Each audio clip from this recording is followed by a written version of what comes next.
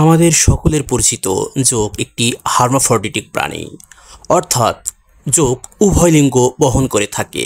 হ্যাঁ বন্ধুরা, যোগ একাধারে একটি নারী এবং একাধারে একটি পুরুষ। যোগ, যার ইংরেজি প্রতিশব্দ লিস এবং যার সায়েন্টিফিক নেম হিরুডিনিয়া, তারা উভয় সেক্স বহন করার ফলশ্রুতিতে একে অপরের সাথে যখন মিলিত হয় তখন ফিমেল অর্গান আরেকটির মেল অর্গানের ভিতর দিয়ে দেয় এবং অন্যজন ফিমেল অর্গান অন্যটার মেল অর্গানের ভিতর দিয়ে দেয়।